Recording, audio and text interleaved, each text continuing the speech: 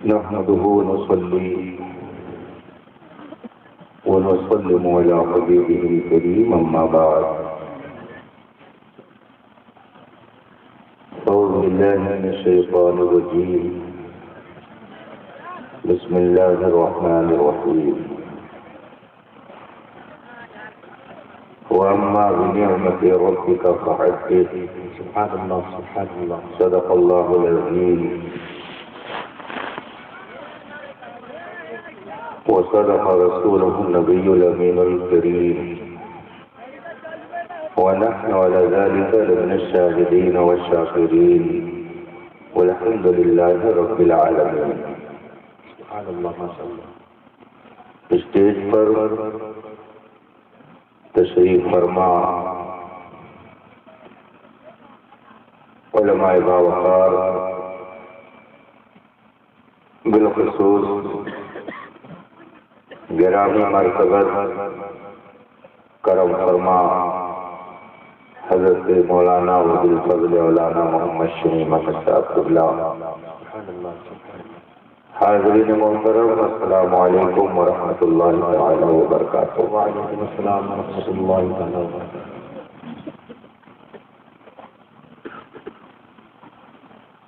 آج کی یہ نورانی بدر اور 12 مغرب بلال جس میں ہم اور آپ شرکت کی سعادت حاصل کیے ہوئے ہیں،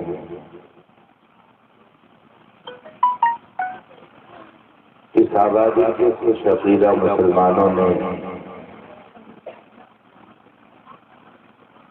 جس نے میلاد النبی صلی اللہ علیہ وسلم اور پیغام تاج الشریعہ کانفرنس کے نام سے اسے منعقد کیا ہے. سبحان اللہ سبحان اللہ. رب تعالیٰ اپنے حبیب پاک کے طفیل آپ سب کی ان کوششوں کو قبول فرمائے اور محفل کی برکتوں سے ہم سب کو مالا مال فرمائے. موسم ٹھنڈا ہے مگر آپ کی ایمانی حرارت آپ کو بیدار رکھے ہوئے ہے. موسم ٹھنڈا ہے مگر مومن کا ایمان گرم اور ترو تازہ ہے. بہت شاندار انداز میں آپ نے نعتیں سنی اور جیسا کہ مجھے بتایا گیا کہ ایک خطاب بھی آپ کے سامنے ہو چکا ہے. میرے بعد بھی ہو سکتا ہے آپ کو بہت کچھ سننے کا موقع ملے.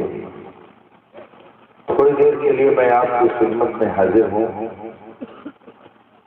کوئی بہت زیادہ آپ کا وقت نہیں لیا جائے گا.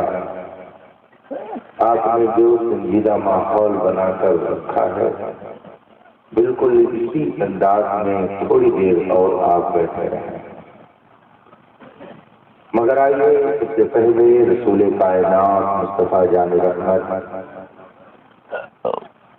سرور دو جہاں صلی اللہ علیہ وآلہ وسلم کی بارگاہ قدس میں درود و سلام کا نذرانہ عقیدت پیش کریں اور پڑھیں اللہم صلی علی سیدنا و مولانا محمد معین الجود والکرم والکرام اجمعین.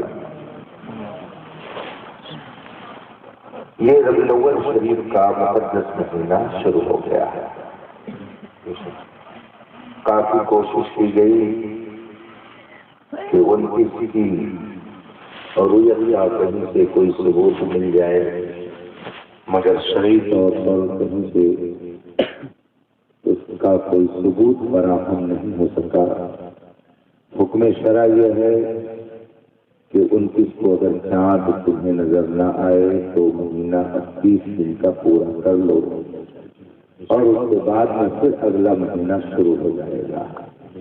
اس اعتبار سے آج 12 ربیع الاول شریف کی 3 تاریخ ہو چکی اور اب مغرب کے بعد سے 4 تاریخ شروع ہو گئی. اس اعتبار سے اس سنیچر کے بعد آنے والے سنسر کو انشاءاللہ 12 ربیع الاول ہے اور اسی دن انشاءاللہ جلسہ و جلوس اور عید میلاد النبی کا اہتمام آپ حضرات کریں گے۔ سبحان اللہ۔ دلہا بار کے لوگوں نے بڑی محنت اور ضرور کا کام کیا ہے کہ ٹھنڈک کے اس موسم میں انہوں نے ایک عظیم الشان یہ پروگرام رکھا ہے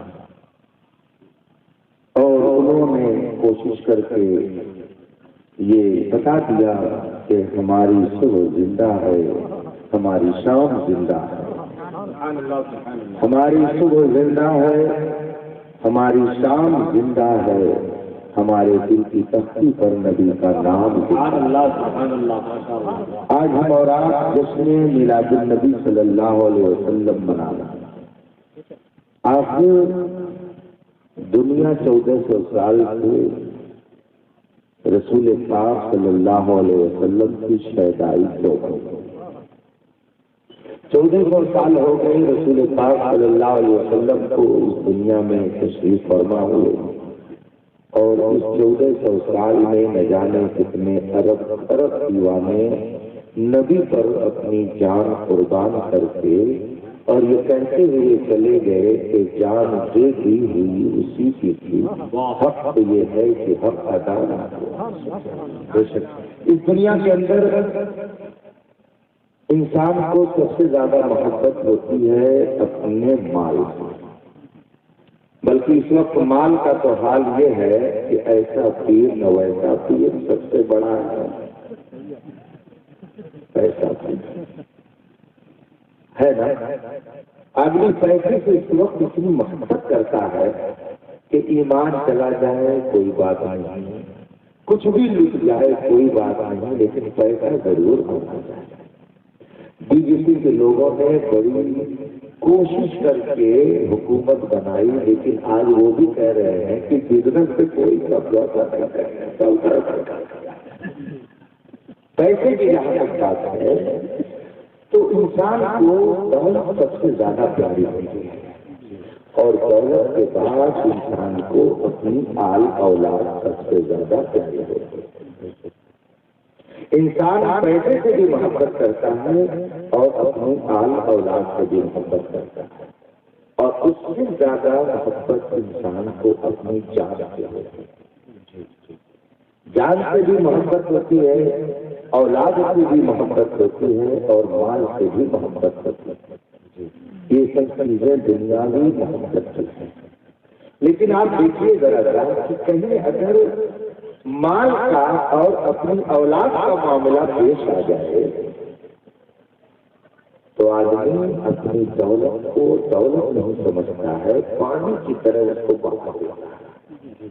مثلا اللہ نہ کرے کسی کو ایسا ہو اور ہوتا رہتا ہے، اگر بیٹا بیمار ہو گیا، سر میں درد ہو گیا، اس کے چھوٹا ننھا منا بچہ ہے اور باپ کے پاس پیسہ موجود ہے، اگر ذرا بھی اللہ پرواہی کرے گا تو ماں فوراً تانا دینا شروع کر دے گی کہ یہ پیسہ کس کے ساتھ کے لیے ہے، بیٹا مرا جا رہا ہے، اس کو زکام ہے، اس کو بیوی اپنے شوہر کو اتنا ٹارچر کرے گی کہ مجبوراً اس کو ہاسپٹل جانا پڑے گا اور اگر بیٹے کو ایسی خوب خرچ کر کے بچانا پڑے تو اپنا پیسہ آدمی بیٹے کے لیے لٹا دے گا۔ آپ لوگ دیکھتے ہیں، یہ کوئی کہنے کی بات نہیں ہے، میں تمہید کے لیے یہ بات کر رہا ہوں کہ انسان کو مال سے محبت ہے اور اپنی اولاد سے بھی محبت ہے، لیکن اگر کہیں مال کو اپنے بیٹے پر خرچ کرنے کی بات آتی ہے تو مال کی محبت نکل جاتی ہے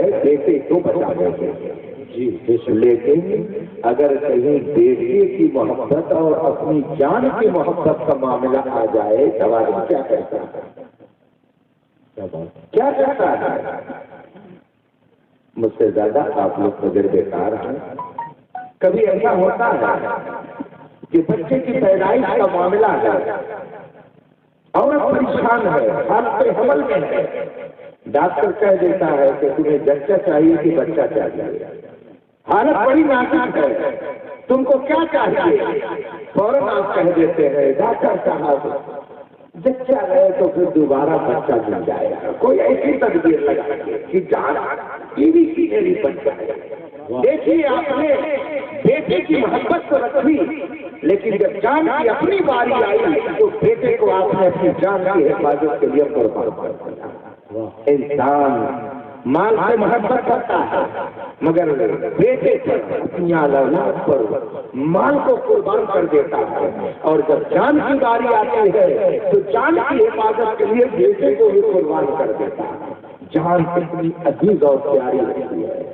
اس کا مطلب یہ ہے کہ انسان دنیا میں سب سے زیادہ اگر کسی سے محبت کرتا ہے تو اپنی جان سے محبت کرتا ہے، اپنی ذات سے محبت کرتا ہے۔ لیکن میرے بھائیو، اس کائنات کے اندر ایک جماعت ایسی ہے، ایک مبارک طبقہ ایسا ہے، ایک پیارا گروپ ایسا ہے کہ اس نے جان کو بھی اپنے اوپر نہیں، اپنے مال کو اپنے اوپر نہیں، اپنی اولاد کو اپنے اوپر نہیں، جان کی باری آئی تو بھی نہیں دیکھا، اولاد کی باری آئی تو بھی نہیں دیکھا، مال کی باری آئی تو بھی نہیں دیکھا، جان کو بھی اپنے اوپر نہیں، اپنی حفاظت میں نہیں لگا۔ اگر بات آئی ہے تو مال کو بھی ایک ایسی ذات ہے جس پر قربان کر دیا۔ اگر دولت کی بات آئی دولت لٹا دیا، اولاد کی بات آئی اولاد کو لٹا دیا، اور اگر اپنی جان کی بات آئی تو اپنی جان کی حفاظت نہیں کی بلکہ اس پر اپنی جان کو بھی قربان کر دیا۔ اس دنیا کے اندر وہ کون ایسا ہے کہ جس پر انسان نے اپنا مال بھی قربان کر دیا، اپنی اولاد بھی قربان کر دیا، اپنی جان بھی قربان کر دیا؟ دنیا میں تمہیں کوئی انسان نہ ملے گا، ایک محمد رسول اللہ ہے کہ جس پر 1400 سال ہو گئے مسلمان اپنا مال بھی قربان کرتا ہے، اپنی اولاد بھی قربان کرتا ہے اور اپنی جان بھی قربان کرتا ہے۔ نعرے تکبیر، نعرے رسالت، جشن عید میلاد النبی، ماہ ربیع الاول شریف۔ انسان جب تک کسی کی اہمیت نہیں سمجھتا اس پر چیز بیکار ہوتی ہے۔ بہت سارے لوگ دنیا بھر کا سفر کرتے رہتے ہیں۔ میرے بتانے کا مقصد یہ نہیں ہے کہ میں نے سفر کیا ہے، لیکن ایک مرتبہ ابھی 3-4 سال پہلے میں گیا افریقہ کے ایک ملک ملاوی میں۔ ملاوی ایک بہت مشہور ملک ہے افریقہ کا۔ وہاں جب گیا تو اتفاق سے جن کے یہاں میرا ٹھہرنا تھا وہ منی وہ اپنے ساتھ مجھ کو ایک روز اپنے فارم پر لے گئے ٹہلانے کے لیے۔ حنیف صاحب ان کا نام تھا۔ وہ اپنے کھیت میں مجھ کو ٹہلانے کے لیے لے گئے۔ کھیت کیا تھا؟ وہ پورا ایک سمجھ لیجیے کہ درختوں کا ایک بازار تھا، ہر طریقے کے پھول، ہر طریقے کے پھل اس میں لگائے گئے تھے، اور اپنے 4 ویلر سے وہ مجھ کو اپنے باغ میں ٹہلا رہے تھے۔ کئی کلومیٹر میں وہ ان کا باغ تھا۔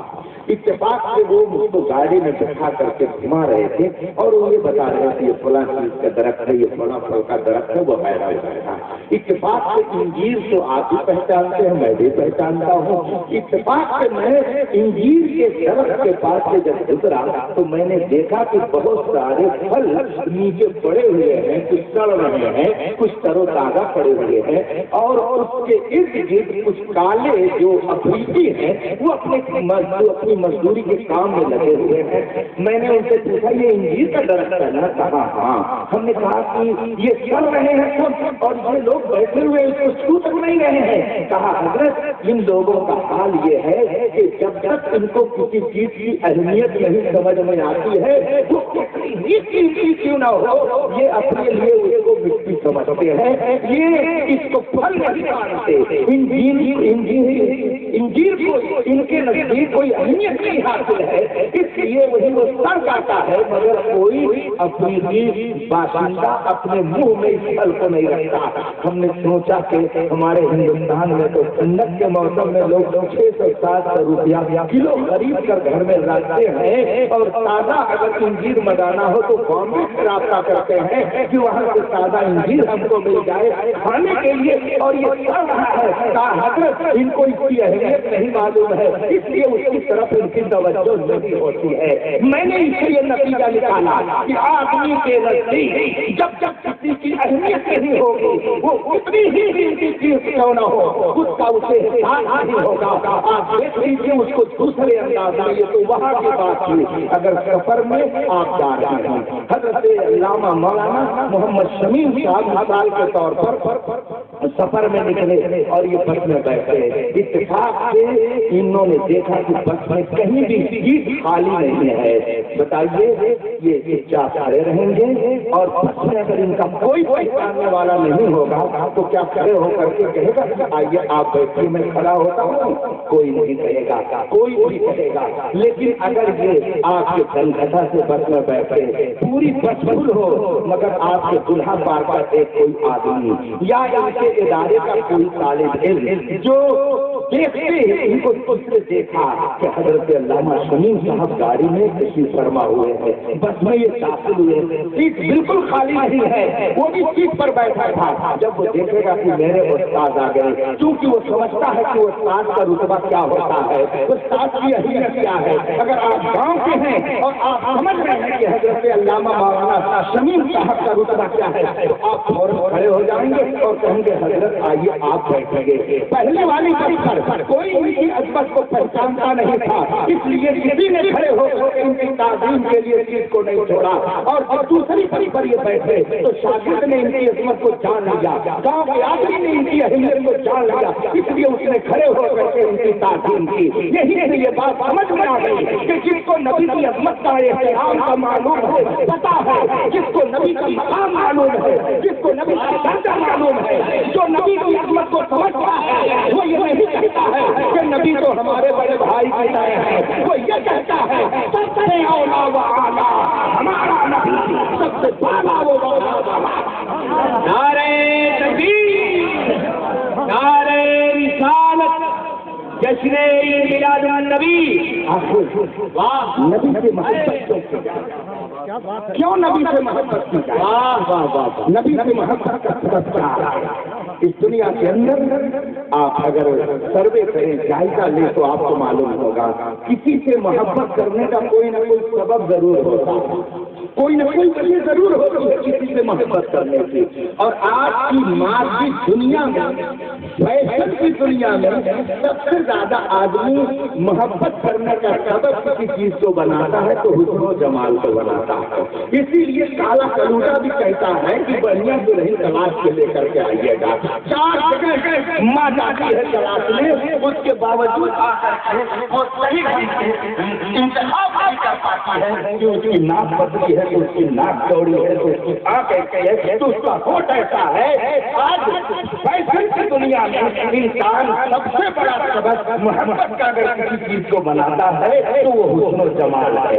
انسان کسی سے محبت کرتا ہے حسن و جمال دنیا کا، اور اگر آدمی کے پاس حسن و جمال نہیں ہے، خوبصورتی نہیں ہے، لیکن اس کے اندر علم بہت ہوتا ہے، بہت علم ہوتا ہے، تو اگر اس کے پاس حسن کم ہو لیکن اگر اس کے پاس علم ہے تب بھی لوگ محبت کرتے ہیں۔ اور اگر حسن بھی نہیں ہے، اس کے پاس علم بھی نہیں ہے، مگر وہ لوگوں پہ خرچ بہت کرتا ہے، جو بھی آیا غریب اس کو اٹھا کر کے ہاتھ سے ایسے دے دیا کہ اسے پتا بھی نہیں چلا کہ میں نے کتنا دیا ہے، بڑا دین جاتا ہے، بہت سخاوت کرتا ہے۔ اگر آدمی کے پاس کچھ نہیں ہے، آدمی کے پاس علم نہیں ہے، لیکن اس کے پاس سخاوت کا جذبہ ہے، پیسہ خوب لگاتا ہے، پانی کی طرح لوگوں کو دے دیتا ہے، اگر کوئی اس کے دروازے پر آ گیا تو کبھی کوئی انکار نہیں کرتا ہے، تو اگر ایسا کوئی شخص ہے تو اس سے بھی لوگ محبت کرنے لگتے ہیں۔ اگر اس کے پاس کچھ نہیں، اگر اس کے پاس علم نہیں، اگر اس کے پاس جمال نہیں ہے، لیکن اس کے پاس یہ کمال ہے کہ لوگوں کو وہ دیتا ہے، لوگوں کو لٹاتا ہے، لوگوں پہ خرچ کرتا ہے، غریبوں کی مدد کرتا ہے، جو اس کے پاس پہنچ جائے کبھی وہ انکار نہیں کرتا، تو ایسے آدمی سے بھی لوگ محبت کرتے ہیں۔ میرے بھائی کو اگر حسن و جمال، مال اور دولت، اگر آدمی کا علم، اگر سخاوت، یہ محبت کرنے کا سبب ہے تو مجھے بتائیے اس کائنات میں مصطفیٰ سے بڑھ کر کے حسین کون ہے؟ رسول اعظم سے بڑھ کر اس کائنات کے اندر کون ہے؟ پوری دنیا کے انسانوں کو اکٹھا کر لیجیے اور سب کے حسن کو ایک طرف رکھیے تو میرے مصطفیٰ کا حسن سب پر آئے گا۔ اگر محبت پر ہونی چاہیے تو سب سے زیادہ ہمیں محبت اپنے رسول سبحان اللہ سبحان اللہ، واہ واہ۔ صحابی رسول وہ فرماتے ہیں کہ ایک روز رسول پاک مسجد نبوی میں تشریف فرما 14ویں کا چاند چمک رہا تھا۔ صحابی فرماتے ہیں کہ جو ہی میں مسجد نبوی میں داخل ہوا میں نے دیکھا کہ رسول پاک صلی اللہ علیہ وسلم جلوہ فرما ہے، چاند کی چادری چھٹکی ہوئی ہے اور میرے آقا کے جسم اطہر پر ایک ایسا جبہ چادر مبارک ہے کہ جس میں لال لال رنگ کی ساریاں بنی ہوئی ہیں۔ میرے آقا اس کو اوڑھے ہوئے تھے۔ فرماتے ہیں کہ میں نے رسول پاک کے چہرے کو دیکھا اور اس کے بعد میں سوچا کہ لاؤ ذرا دیکھوں رسول پاک کا چہرہ حسین ہے یا کیا 14ویں کا چاند زیادہ حسین ہے۔ دونوں کو میں دیکھنے لگا۔ صحابی فرماتے ہیں کہ کبھی میں 14ویں کے چاند کو دیکھتا اور کبھی مصطفیٰ جانے رہنے کے چہرے کو دیکھتا۔ میں نے آخر میں یہ فیصلہ کیا کہ خدا کی قسم 14ویں کے چاند زیادہ خوبصورت مصطفیٰ جانے رہنے کا چہرہ ہے۔ وہ نور کہ اگر قسم کی بنیاد پر کسی کی محبت ہونی چاہیے تو ہم کو سب سے زیادہ مصطفیٰ جانے سبحان اللہ سبحان اللہ۔ اسی لیے اللہ فرماتے ہیں مقصد سے پاتے ہیں سب پانے والے، میرا دل بھی چمکانے والے۔ ابو جہل بڑا بدقسمت تھا، میں خانے میں تھا محروم، دن دیکھے وہ ایسے کرنے نے بھی عشق نبی کا چاند لیا۔ صحابی محبت سے ایمان کو دیکھتے تھے تو وہ یہ کہتے تھے کہ رسول پاک سے زیادہ حسین تو کوئی دنیا میں پیدا ہی نہیں ہوا۔ اور ابو جہل کہتا تھا اتنا خراب آدمی میرے گھر میں پیدا ہو گیا۔ اس کا مطلب یہ ہے کہ اگر نظر بدل جاتی ہے تو نظارہ بدل جاتا ہے۔ اگر محبت کے نظر سے دیکھو گے تو مصطفیٰ جیسا تمہیں کوئی دنیا میں نظر نہیں آئے گا، وہ بے مثال نظر آئیں گے۔ اور اگر ابو جہل کی نظر سے دیکھو گے تو اپنے بڑے بھائی کی طرح سمجھو گے۔ یہ تو اپنی اپنی قسمت کی بات ہے۔ مبارکباد ہے تمہارے لیے کہ تم نے نبی کو اپنے بڑے بھائی کی طرح نہیں سمجھا، بلکہ تم کو یہ ملا ہے انسان ہی سبحان اللہ سبحان اللہ، واہ سبحان اللہ۔ واہ نبی سے محبت کرتے ہیں بہت ساری وجہ ہیں، وہ تو میں نے آپ کو سمجھانے کے لیے یہ بات کہی کہ اگر حسن کی بنیاد پر کسی سے محبت کرنی ہے تو مصطفیٰ جانے رحمت سب سے زیادہ اس کے حقدار ہے کہ اسے محبت کی جائے۔ اور اگر علم کی بنیاد پر تمہیں کسی سے محبت ہے تو بتاؤ اس کائنات میں سب سے زیادہ علم والا کون ہے؟ اس پوری دنیا میں سب سے زیادہ اللہ نے علم کی توقع کیا ہے خود رسول پاک صلی اللہ علیہ وسلم کے بارے میں قرآن ارشاد فرماتا ہے اور عام لوگوں کے بارے میں بھی فرماتا ہے۔ قرآن کی آیت کریمہ ہے، اللہ ارشاد فرماتا ہے وَمَا أُوتِيتُم مِّنَ الْعِلْمِ إِلَّا قَلِيلًا، اے انسانوں تمہیں بہت تھوڑا علم دیا گیا۔ وَمَا أُوتِيتُم مِّنَ الْعِلْمِ إِلَّا قَلِيلًا، تمہیں بہت تھوڑا علم دیا گیا، تھوڑا علم دیا گیا۔ یہ عام لوگوں کے لیے کہا گیا اور نبی کے لیے کیا فرمایا گیا؟ وَعَلَّمَكَ مَا لَمْ تَكُن تَعْلَمُ، جو نہیں جانتے تھے اللہ نے تمہیں سب یہاں پر کہا جا رہا ہے تمہیں تھوڑا علم دیا گیا اور نبی کے لیے کہا جا رہا ہے جو نہیں جانتے تھے وہ سب تمہیں بتا دیا گیا۔ اسی لیے جو منافق تھا وہ نبی کو کہتا تھا کہ ان کو پیچھے کی بھی خبر نہیں۔ کیا آپ نے یہ واقعہ نہیں پڑھا کہ ایک صحابی رسول سے نبی کی بارگاہ میں پہنچے، عرض یا رسول اللہ میرا اونٹ گم ہو گیا ہے۔ بہت میں نے تلاشا مگر وہ اونٹ مجھے مل نہیں رہا ہے۔ میرے آقا صلی اللہ علیہ وسلم نے یہ نہیں فرمایا کہ اگر تمہارا اونٹ گم ہو گیا ہے تو کیا میں یہاں ٹیلی ویژن کا کوئی مشین لگائے ہوئے ہوں کیا خوردبین اور دوربین کی چاروں طرف میں دیکھتا ہوں، میرے پاس تم آئے ہو جاؤ خود تلاشو۔ آقا نے یہ نہیں فرمایا بلکہ ارشاد فرماتے ہیں جاؤ تمہارا اونٹ فلاں پہاڑی کے پیچھے موجود ہے۔ وہ صحابہ رسول پاک کے فرمان کے مطابق ادھر جانے لگے، دیکھا تو چند داڑھی والے مسلمان چاہیے ایک جگہ بیٹھے ہوئے تھے۔ یہ میں لطیفہ نہیں سنا رہا ہوں بلکہ واقعہ بتا رہا ہوں۔ وہ بیٹھے ہوئے تھے، مصطفیٰ جان رحمت صلی اللہ علیہ وسلم کے ارشاد کے مطابق وہ صحابی جا رہے تھے۔ جب ان کے قریب پہنچے انہوں نے پوچھا کہاں جا رہے ہو؟ ان لوگوں نے کہا جی کہاں جا رہے ہو؟ صحابی رسول نے فرمایا میرا اونٹ گم ہو گیا تھا، بہت میں نے تلاشا لیکن جب مجھے نہیں ملا تو میں نبی کی بارگاہ میں حاضر ہوا۔ آقا نے فرمایا ہے کہ تمہارا اونٹ فلاں پہاڑی کی اس طرف ہے، میں اپنے اونٹ کو لینے جا رہا ہوں۔ وہ چند لوگ جو بیٹھے تھے وہ مشرک نہیں بتائے تھے، وہ کافر نہیں تھے، کلمہ پڑھتے تھے، رسول پاک کا کلمہ پڑھتے تھے۔ ان لوگوں نے کہا عجیب آدمی ہو تم، نبی مدینے میں بیٹھے ہیں، ان کو کیا خبر کہ تمہارا اونٹ کہاں ہے؟ ان کو بتانے کے مطابق تم چل پڑے، ارے جاؤ کبھی تلاش ہو، نبی کو کیا خبر ہے کہ تمہارا اونٹ کہاں ہے؟ انہوں نے کہا نہیں، مصطفیٰ جان رحمت نے فرمایا میں جاؤں گا، ضرور جاؤں گا۔ چنانچہ وہ گئے اور نبی نے جس طرح بتایا تھا اونٹ بالکل اسی طرح ملا۔ اونٹ لے کر کے گھر آئے، اونٹ کو باندھ دیا اپنے گھر پہ، نبی کی بارگاہ میں پہنچے، یا رسول اللہ بولا فلاں ملے تھے اور انہوں نے یہ کہا ہے، میرے آقا فرماتے ہیں ان کو بلایا جائے۔ اب وہ نبی کی بارگاہ میں حاضر ہوئے، رسول پاک نے فرمایا کیا تم لوگوں نے میرے علم غیب پر نکتہ چینی کی ہے؟ کیا تم نے ایسا کہا ہے؟ اب وہ کہنے لگے یا رسول اللہ ہم نے تو مذاق کے طور پر کہا تھا، پورا کوا تھوڑی بات کی ہے۔ یا رسول اللہ ہم نے مذاق کے طور پر کہہ دیا تھا، ہم کیا جانتے تھے کہ یہ واقعاً آپ کی بارگاہ میں آ کر کے کہہ دیں گے۔ یا رسول اللہ ہم نے مذاق میں ان سے کہا ہے، آپ کے لیے حقیقت میں ہمارا عقیدہ ایسا نہیں ہے، ہم نے تو ہنسی کے لیے کہہ دیا تھا۔ یہ گفتگو ہوئی اور حضرت جبریل امین قرآن کی آیت لے کر نازل ہوئی۔ قرآن فرماتا ہے قل باللہ وآیاتہ ورسولہ کنتم تستہزئون لا تعتذروا قد کفرتم بعد ایمانکم۔ اے میرے رسول ان سے کہہ دو کیا مذاق کرنے کے لیے اللہ و رسول ہی کی بارگاہ ہے؟ کیا مذاق کرنے کے لیے قرآن ہی کی آیت ہے؟ لا تعتذروا، بہانے نہ بناؤ، اب عذر مت کرو، کفرتم بعد ایمانکم، تم کبھی مومن رہے ہوگے مگر نبی کی علم پر نکتہ چینی تم لیتے تو تم سب کافر ہو گئے۔ اس سے پتہ چلا کہ جو نبی کے لیے غیب پر نکتہ چینی کرتا ہے وہ مسلمان نہیں ہوتا، وہ کافر ہوتا ہے۔ اور تو یہ عقیدہ بتائے کہ ہر کوئی غیر کیا تم سے نہا ہو بھلا جب نہ خدا ہی چھپا بے نعرہ تکبیر، اپنے ہاتھوں کو اٹھا لے، ہاتھوں کو اٹھا لے، نعرہ تکبیر، نعرہ رسالت، جشن عید میلاد النبی، علم غیب مصطفیٰ۔ میرے بھائیوں اگر آپ کو علم کی بنیاد پر کسی سے محبت ہے تو سب سے زیادہ محبت کس سے ہونی چاہیے؟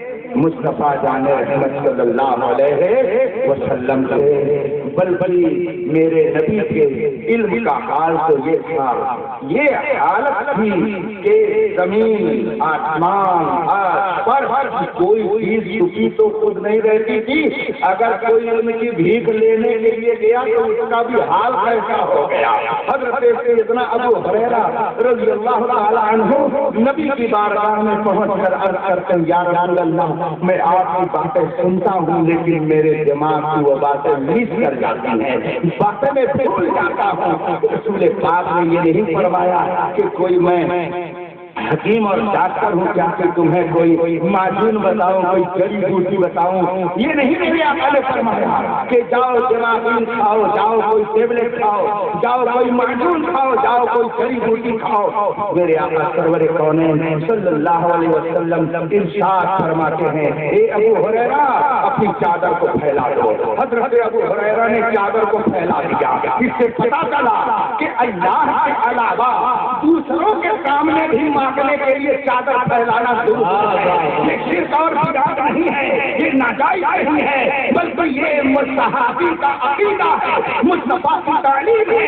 رسول پاک نے فرمایا چادر کو پھیلا دو۔ حضرت ابو ہریرہ نے یہ نہیں کہا کہ ہاتھ صرف خدا کے سامنے پھیلایا جائے گا، کسی اور کے سامنے پھیلانا شرک ہے، ہم یہ کام نہیں کریں گے۔ نہیں، مصطفیٰ نے فرمایا چادر پھیلاؤ۔ حضرت ابو ہریرہ نے چادر پھیلا دیا۔ مصطفیٰ جان رحمت نے اپنے ہاتھ کا لب بنایا، جس کو ہم اور آپ اپنی زبان میں اجوری بولتے ہیں، لب بنائی میرے آقا نے، اور ایسے ہی ان کی چادر میں ڈال دیا۔ اس میں کوئی دوا نہیں تھی، اس میں کوئی معجون نہیں تھا، ایسے ہی خالی ہاتھ سے کر کے اور چادر مبارک میں ڈال دیا۔ اور پھر میرے آقا فرماتے ہیں، اے ابو ہریرہ اپنی چادر کو اپنے سینے سے لگا لو۔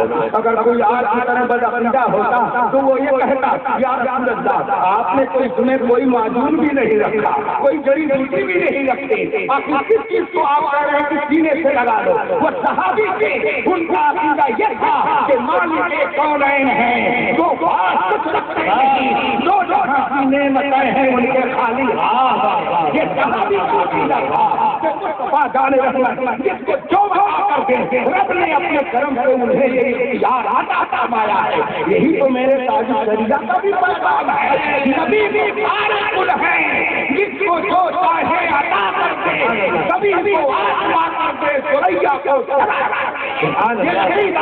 الحمدللہ ہم اہل سنت کا ہے اور یہی عقیدہ کا۔ سبحان اللہ، ماشاء اللہ۔ حضرت ابو ہریرہ نے جب اپنے سینے سے لگایا، دنیا کے اندر کوئی ڈاکٹر اگر آپ کو ایسا ملے تو مجھے ذرا پتہ بتا دیجیے گا، میں ضرور اس سے بات کروں گا کہ ذرا سی دیر میں دماغ اتنا تیز کر دیں کہ کبھی پھر کوئی چیز بھولے ہی نہ۔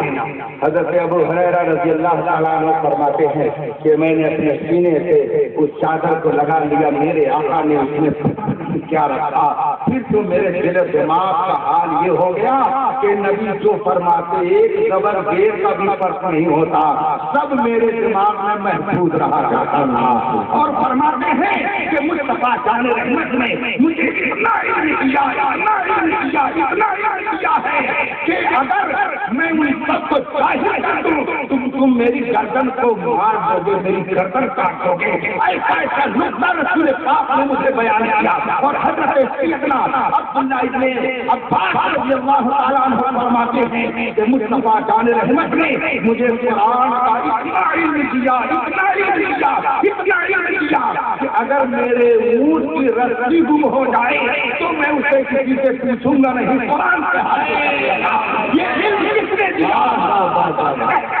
سبحان اللہ، سبحان اللہ۔ یہ تو اعلیٰ حضرت کہتے ہیں ہاتھ جس سمت اٹھا غنی کر دیا موج بحر سخاوت سے میرے بھائیو، اگر علم کی بنیاد پر آپ کسی مولانا صاحب سے مدد کرتے، بہت بڑے علامہ ہیں، بہت بڑے عالم ہیں، ارے اتنے بڑے عالم ہیں، ان سے ہم ان کی مخالفت کیسے کر سکتے ہیں؟ اگر اتنے بڑے عالم کی مخالفت نہیں کر سکتے ہو تو پوری کائنات کے سب سے بڑے عالم مصطفیٰ جان رحمت کی کیسے مخالفت کرتے ہو؟ اے بھائیو، اگر تم اپنے مولوی کی علم کی بنیاد پر اس کو تعظیم کرتے ہو تو جس مولوی کو علم ملا ہے وہ علم نبی کے صدقے میں ملا ہے، اس نبی کو سب سے زیادہ محبت کرتا ہے۔ اللہ، اگر کسی سے محبت اس بنیاد پر ہے کہ وہ بہت دیتا ہے، لوگوں کی بڑی ہمدردی کرتا ہے، تو بتاؤ مصطفیٰ جان رحمت سے زیادہ دینے والا اس دنیا میں کون ہے جو مصطفیٰ جان رحمت سے زیادہ ادا کرتا ہے؟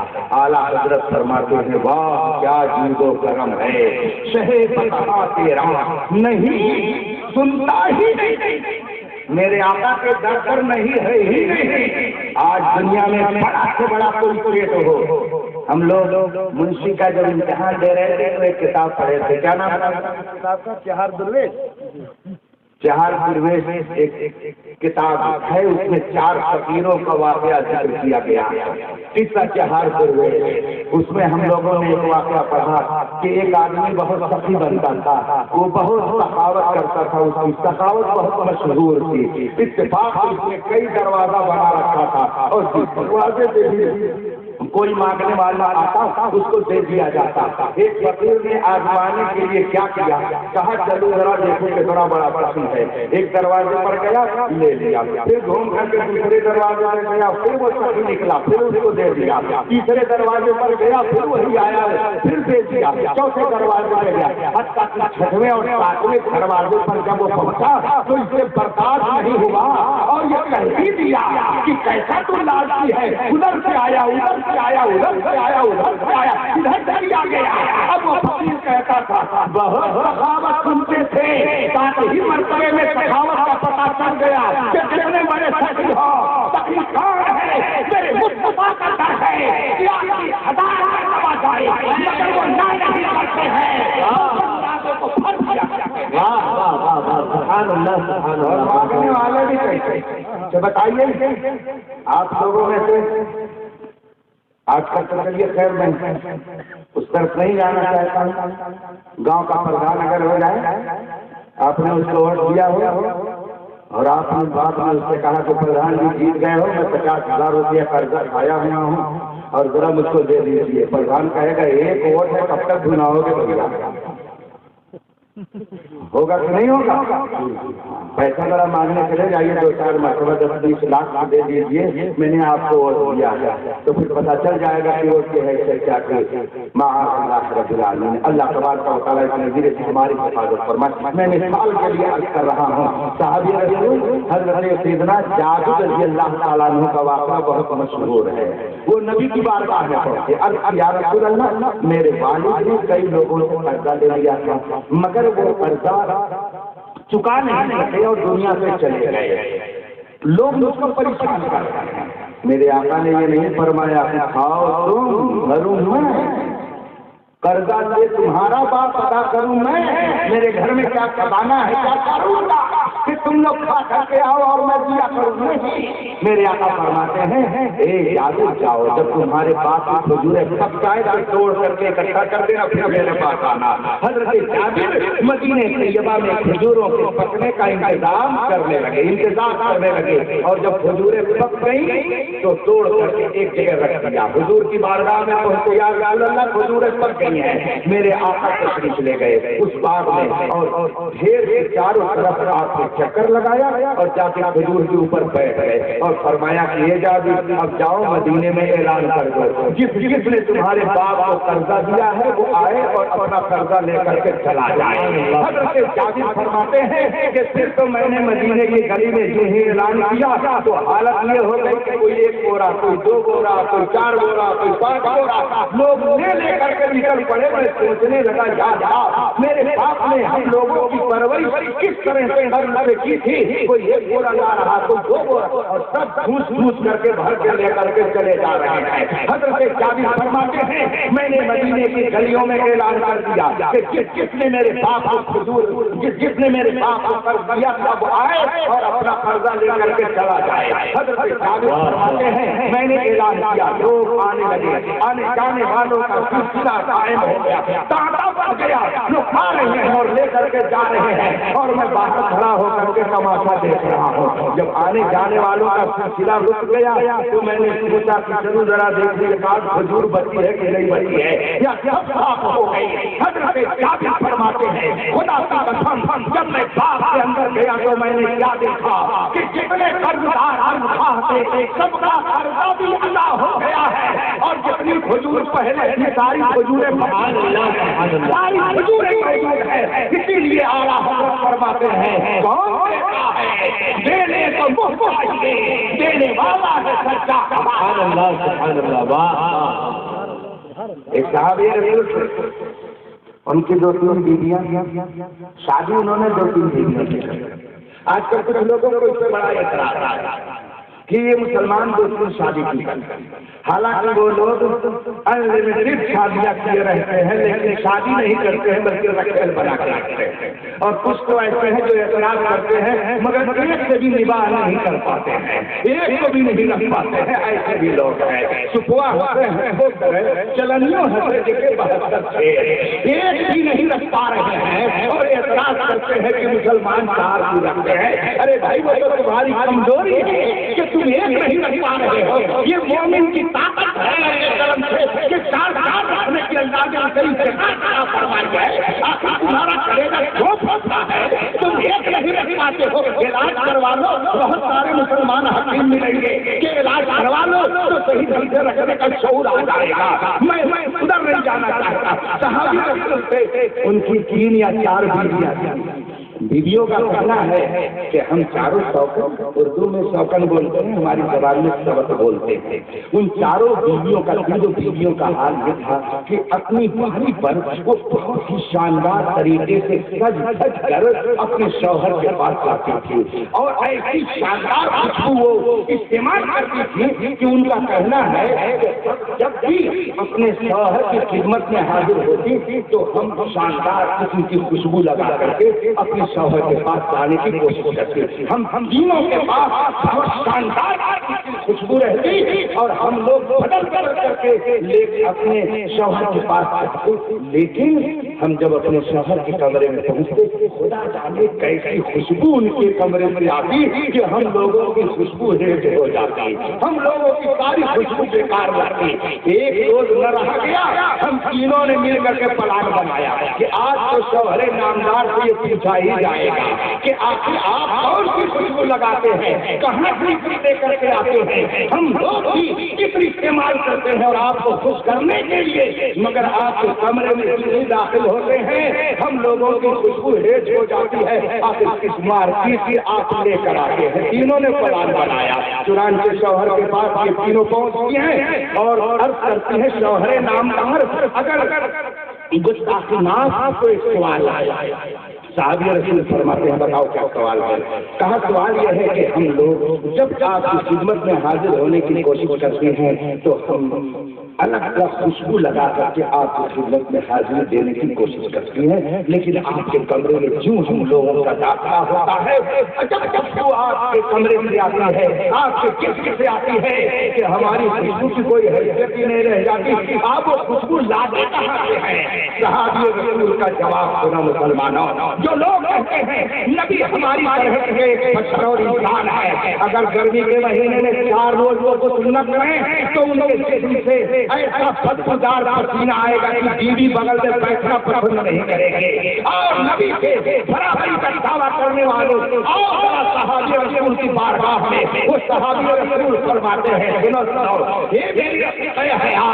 میری بیویوں سنو، میں کوئی الگ سے بازار سے خوشبو لا کر کے نہیں ملتا ہوں اپنے جسم میں، بات یہ ہے کہ ایک مرتبہ میرے جسم میں تھوڑے ہو گئے، پھنسیاں ہو گئی، میں نے بہت علاج کیا مگر میرے پیٹ کی پھنسیاں جانے کا نام نہیں لیتی تھی، پیٹ میں میرے سخت ہو گئے اور میں نے بہت علاج کیا مگر کہیں سے شفا نہیں مل رہی تھی، اور جب میں عاجز ہو گیا تو میں پہنچا دارو شفا میں، مصطفیٰ جان رحمت کی بارگاہ میں نے جا کر کے عرض کی یا رسول اللہ میرے پیٹ میں اس قدر پھنسیاں نکلی ہوئی ہیں اور وہ ٹھیک نہیں ہو رہی ہے، رسول پاک صلی اللہ علیہ وسلم فرماتے ہیں پیٹ کو ننگی کرو ادھر آؤ، انہوں نے اپنا کپڑا اٹھا دیا، رسول پاک کے سامنے جا کر کے بیٹھ گئے، میرے آقا نے اپنا دست مبارک ان کی پیٹھ پر ایسے ہی لگایا، صحابی فرماتے ہیں رسول پاک نے ابھی ہاتھ ایسے ہی لگایا تھا کہ سارے زخم ختم ہو گئے اور اس دن سے میرے جسم سے جو خوشبو آ رہی ہے دنیا کی کوئی خوشبو کا مقابلہ ہے۔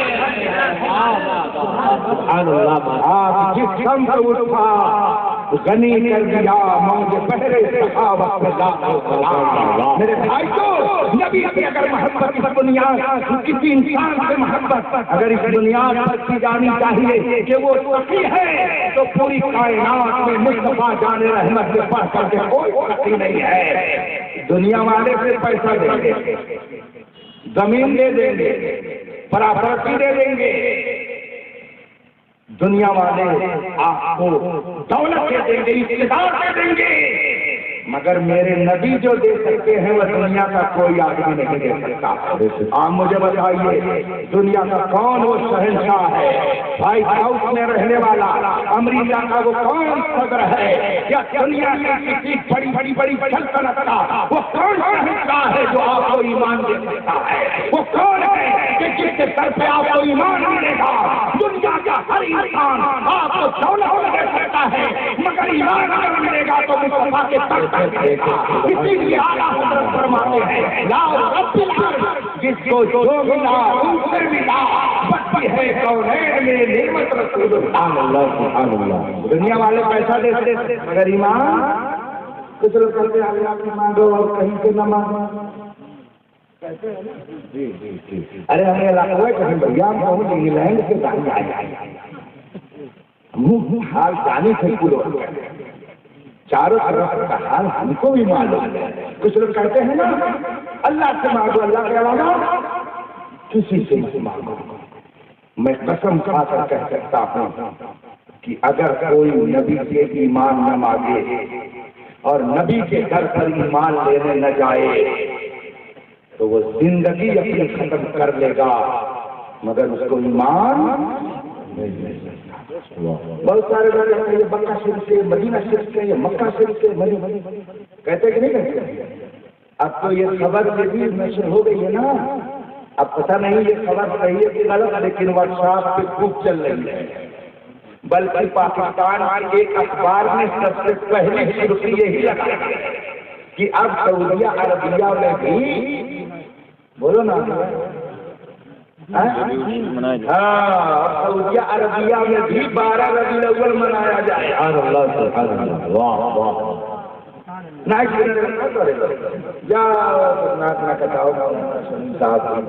اتنے بڑے مولانا صاحب آپ کے علاقے میں ہیں، مگر بتائیے سعودیہ عربیہ کے حاکم نے اعلان کیا ہے کہ 12 ربیع الاول کو ہمارے ملک میں بھی چھٹی رہے گی، بلکہ عید میلاد النبی منایا جائے۔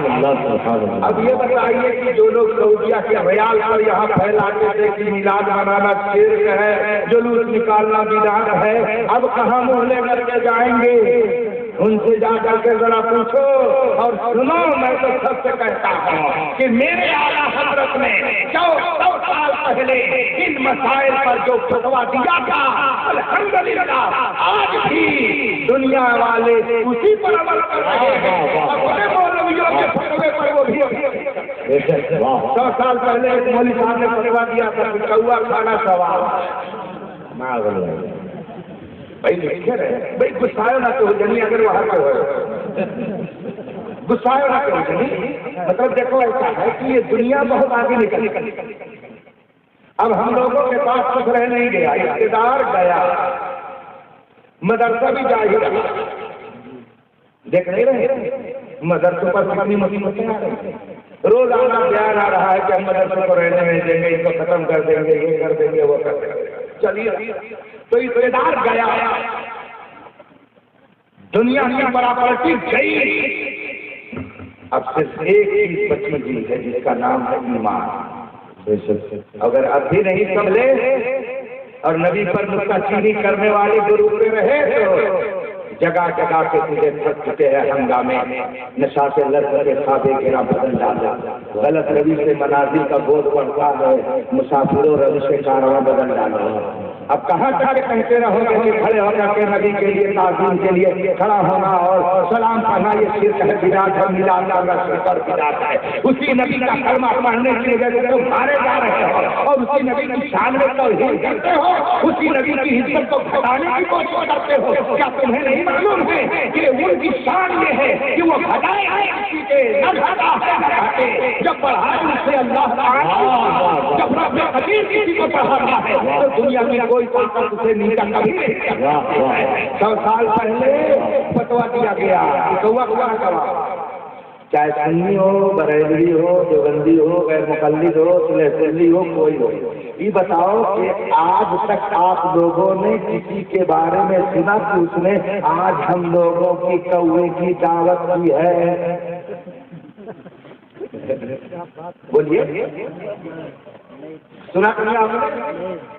کوئی دیوبندی صاحب لگا رہا تھا اس کو برا نہ لگے، کوئی دیوبندی صاحب بھی اپنے مولانا صاحب کے اس فتوے پر عمل کرتے ہوئے ثواب کی نیت سے اپنے اماموں کی بھی دعوت آج تک نہ کر سکے کہ بھائی جب کھانا ثواب ہے تو لاؤ امام صاحب لوگوں ہی کی دعوت کرتے ہوئے لاگے اور ثواب آ جائے ہے 100 سال پہلے یہ کتاب میں لکھا گیا کہ کوا کھانا ثواب ہے، کتاب کا نام ہے فتاوی رشیدیہ، لکھنے والے ہیں مولوی نصیر احمد گنگوئی جو ان کے سب سے بڑے عالم ہیں۔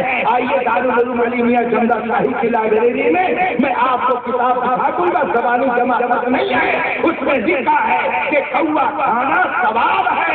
100 سال ہو گئے مگر آج تک کسی نے ثواب کی نیت سے اپنے کسی آدمی کی دعوت نہیں دی۔ جب یہ فتویٰ نکلا بریلی کے امام احمد رضا کا خبر پہنچی اور آپ نے فوراً ایک کتاب لکھی دفعے سلیغے ساتھ اور کوے کے حرام ہونے کے تعلق میں دلائل کا انبار لگا دیا۔ اعلیٰ حضرت نے جو فتویٰ لکھا وہ اس وقت بھی عمل ہونے تھا، آج بھی ان کے لوگ بھی اعلیٰ حضرت ہی کے فتوے پر سبحان اللہ۔ نعرہ تکبیر، نعرہ رسالت، جشن میلاد النبی، مسلک اعلیٰ حضرت۔ مولوی خلیل احمد صاحب نے کتاب لکھی کہ میلاد منانا اس سے ہی ہے جیسے کنہیا کا جنم۔ معاذ اللہ، کتاب کا لکھا برا مت مانیے، اگر کوئی صاحب ہوں گے کھلے دل سے آپ بات کیجیے، یہاں پہ کسی کو گالی گلوچ نہیں دیا جائے بلکہ سمجھایا جا رہا، بتایا جائے۔ کتاب میں لکھا اور اللہ جانے کیسے یہ عقیدہ کچھ عربوں میں بھی لکھا، اسی لیے انہوں نے بھی میلاد کو اپنے یہاں بند کرا رکھا۔ 3-4 سال پہلے کی بات میں ربیع الاول شریف کے موقع پہ عمرے پہ گیا تھا، اللہ کے کرم سے متعدد بار حاضری نصیب ہوئی، اللہ سب کو بار بار اس مقدس دیار کی حاضری نصیب فرمائے۔ ربیع الاول شریف کا موقع تھا، اتفاق میں جس گاڑی میں بیٹھ کر کے زیارت کرنے کے لیے گیا وہ عربی درایا تھا، اس سے گفتگو شروع ہو گئی۔ اب گفتگو شروع ہوتے ہوتے بات اس پر آئی کہ آپ ربیع الاول ہی میں کیوں آئے؟ عید میلاد النبی منانے کے لیے؟ میں نے کہا نعم، ہاں عید میلاد النبی منانے کے لیے آیا ہے۔ کہتا ہے بدعت، ہذه بدعت، یہ بدعت ہے، یہ بدعت ہے، میلاد النبی منانا بدعت ہے۔ بلکہ اس نے اپنی عربی زبان میں کہا کہ یہ تو غیر مسلموں کی طرح سے جیسے وہ لوگ کنہیا کا جنم مناتے ویسے آپ لوگ عید میلاد النبی مناتے ہیں، یہ بدعت ہے۔ میں نے اس سے کہا کہ عربی میں کہ کیا آپ کو معلوم ہے کہ میلاد النبی میں کیا کیا کیا جاتا ہے؟ کہا نہیں مجھے نہیں معلوم ہے۔ میں نے کہا عید میلاد النبی کی جب محفل ہوتی ہے تو ہم لوگ رسول پاک کی فضیلت بیان کرتے ہیں، یہ بتائیے کہ نبی کی فضیلت بیان کرنا بدعت ہے کہ جائز ہے؟ اب وہ کہتا بھائی یہ تو ثواب کا کام ہے۔ ہم نے کہا دوسرا کام ہم یہ کرتے ہیں کہ ہم اس میں اجتماعی طور پر دعا کرتے ہیں کہ اللہ ہماری حفاظت فرمائے۔ دعا کرنا رب کائنات سے یہ بدعت ہے کہ جائز ہے؟ اس نے کہا یہ بھی جائز ہے۔ ہم نے کہا تیسرا کام ہم یہ کرتے ہیں کہ لوگوں میں مٹھائیاں تقسیم کراتے ہیں، مٹھائی تقسیم کرنا یہ بدعت ہے کہ جائز ہے؟ کہا یہ بھی جائز ہے۔ ہم نے کہا جب یہ تینوں چیزیں جائز ہے تو اگر اکٹھا یہ تینوں چیزیں کی جائے تو یہ ناجائز و حرام کیسے ہو جائے؟ آپ ہم کو یہ بتائیے یہ بدعت کیسے ہے؟ وہ اللہ بتا رہا ہوں، وہ فوراً خاموش ہو گیا، کہا یہ تو بدعت نہیں ہونا چاہیے۔ ہم نے کہا کب تم بدعت کہتے ہیں؟ ان کو جب کوئی جواب نہیں بن پڑا تو فوراً انہوں نے موبائل لگا دیا اپنے متوا کو فون لگایا، مولوی کو دارالاسلام میں فون لگایا، میں چل رہا ہوں ساتھ میں اس سے گفتگو ہو رہی ہے، تیز آواز میں وہ بولا، وہ کہتا ہے کہ ہماری گاڑی میں ایک شخص بیٹھا ہوا ہے جو کہتا ہے کہ میلاد جائز ہے، اس لیے کہ میلاد میں نبی کی فضیلت بیان کی جاتی ہے، نبی کے حالات بیان کیے جاتے ہیں، دعا کی جاتی ہے، آخر میں شیرینی تقسیم کی جاتی ہے، اور یہ ساری چیزیں جائز ہیں۔ ایک میری گاڑی میں بیٹھ کر کے بحث کر رہا ہے تو ادھر سے وہ متوا کہتا کیا ہے، حل ہوا من الصوفیہ، کیا وہ صوفی ہے؟ کیا اس کا اہل تصوف سے تعلق ہے؟ کیا یہ میں آپ کو جملے متعلقہ کے طور سے بتا رہا ہوں کہ جیسے ہندوستان میں سنیوں کو بریلوی देवबंदी कहा जाता है, ऐसे ही अरब में वहाबियों के अलावा जो सुन्नी है उनको सूफी कहा जाता है। सूफिया के मानने वाले उनको तो वो कहता क्या है कि क्या वो सूफी है क्या? अब ये ड्राइवर मुझसे पूछता है अंदर सूफी तुम सूफी हो? मैंने कहा अल्हम्दुलिल्लाह मैं सूफी हूँ। इमाम सूफिया से आदम से हमारा ताल्लुक है, सूफिया हरी नमाज से हमारा ताल्लुक है। और इन बुजुर्गों ने जो दीन हम तक पहुँचाया वही सच्चा दीन है। और अल्हम्दुलिल्लाह माशाअल्लाह, वाह अल्लाह तबारक व तआला की नेमत जब किसी को मिले तो आदमी को करेले की तरह मुंह नहीं बनाना चाहिए। हम लोग बचपन में सुनते थे, अब तो नहीं, लेकिन आवाज तो ये कान में आती थी कि बड़ा करेला मुंह बिचकाए वहू के कोई बीमारी है ना?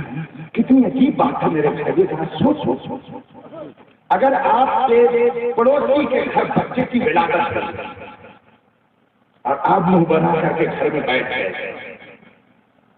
बताइए पड़ोसी के दिल में आपकी अहमियत पैदा होगी कि आपसे दूरी पैदा होगी? मेरे घर में बच्चे की पैदाइश हुई, इसको तो मुबारकबादी देनी चाहिए, लेकिन देखो मुंह कैसा बिचका सकते हैं।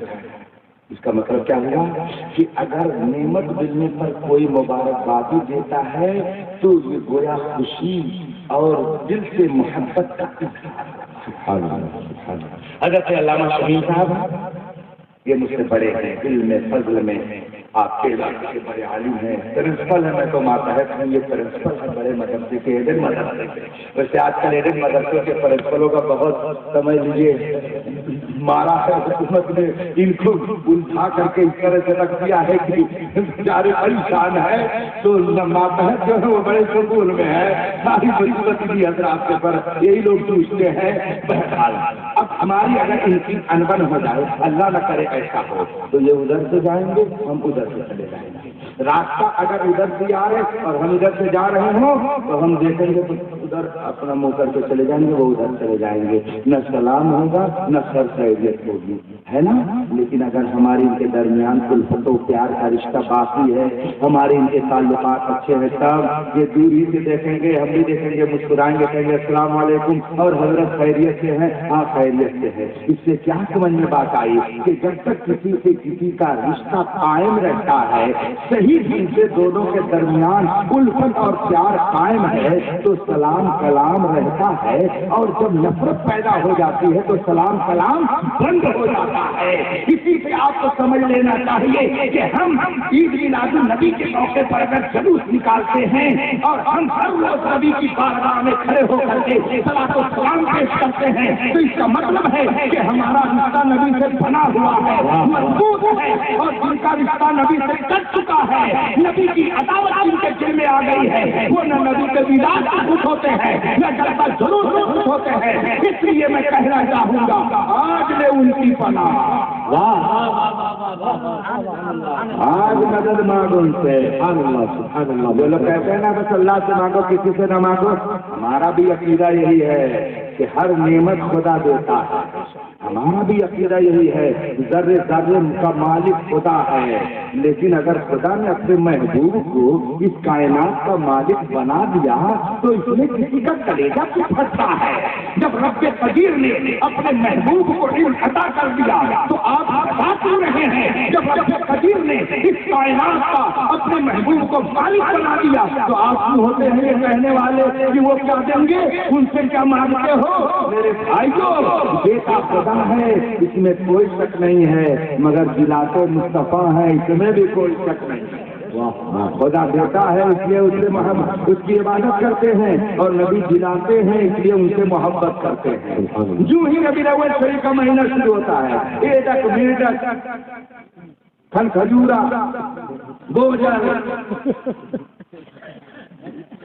बिच्छू सब वर्षा पे आ जाते। क्या नबी ने मिलाद किया?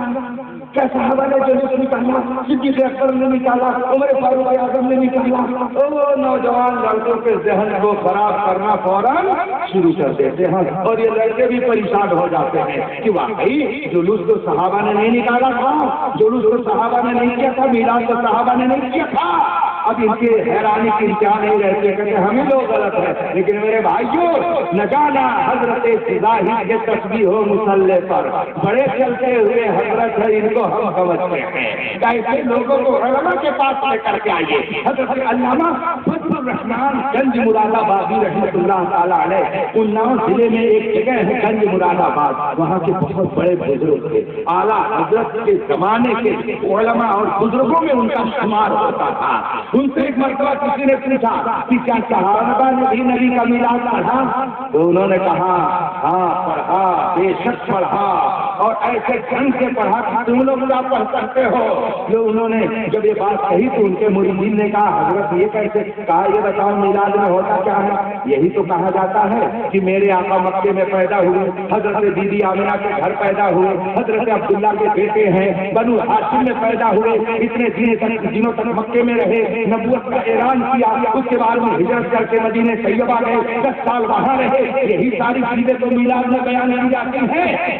ان کے مریدوں نے کہا ہاں حضرت یہی سب چیزیں بیان کی جاتی ہیں۔ تو کہا آؤ میں تم کو بتاؤں کہ صحابہ کیسے میلاد کرتے تھے۔ صحابہ جب کسی جگہ جاتے تھے، کسی ملک میں جاتے تھے، کہیں جہاد کرنے جاتے تھے، کسی شہر میں جاتے تھے، لوگوں کو دین کی تبلیغ کرنے کے لیے جب جاتے تھے تو ایسا تھوڑی ہے کہ فوراً ان سے مار شروع کر دیتے تھے، سب کو اکٹھا کرتے تھے اور پہلے کہتے تھے کہ دیکھو مکے میں ایک پیغمبر پیدا ہوئے ہیں، عبداللہ کے گھر میں ایک شہزادہ آیا ہے، محمد عربی جن کا نام ہے، انہوں نے نبوت کا دعویٰ کیا ہے، وہ یہ معجزات دکھاتے ہیں، مکہ سے انہوں نے مدینہ طیبہ ہجرت کی ہے۔ تو صحابہ جب کسی قوم کے پاس جاتے تو سب سے پہلے نبی کا میلاد تب ان کو دین کی تبلیغ کیا کرتے تھے۔ الحمدللہ جب صحابہ کرتے تھے وہی سبحان اللہ سبحان اللہ۔ اور آگے انہوں نے بڑی پیاری بات کی، فرماتے ہیں کہ سنو تم لوگ میلاد کرتے ہو تو بتاسا بانٹتے ہو۔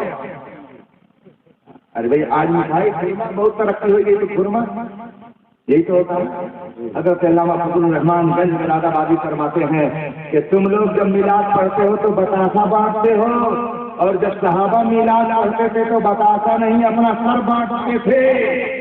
لوگوں نے کہا حضرت سمجھ میں بات نہیں آئی، کہا تاریخ کو اٹھا کر کے دیکھو، جب مصطفیٰ کے زمانے کسی شہر میں پہنچتے تھے وہاں مصطفیٰ جان رحمت کی باتیں بتاتے تھے، نبی کا معجزہ سناتے تھے، نبی کے حسن و جمال کی بات کرتے تھے، نبی کے جود و نواز کی بات کرتے تھے، نبی کی ہمدردی کی بات کرتے تھے، نبی کا پیغام لوگوں کو سناتے تھے، اور اگر وہ لوگ نہیں مانتے تھے تو جہاد ہوتا تھا، اور جب جہاد ہوتا تھا تو صحابہ اپنے سر کو اڑا دیا کرتے تھے۔ اس کا مطلب ہے کہ پہلے وہ نبی کا میلاد کرتے تھے اور تبرک میں اپنے سر کو نبی کے نام پہ تقسیم کرتے تھے۔ سبحان اللہ سبحان اللہ، نعرہ تکبیر، نعرہ رسالت، جشن عید میلاد النبی۔ میرے بھائیوں بدعت اور ناجائز سمجھ کر کے میری تو آج تک سمجھ میں بات نہیں آئی کہ اگر جلوس نبی کے نام کا نکال دیا گیا تو یہ ناجائز ہو گئے، اور اللہ جانے کیسا مذہب ہے کہ یہاں ناجائز اور یہی لکھنؤ چلے جائیے تو جائز۔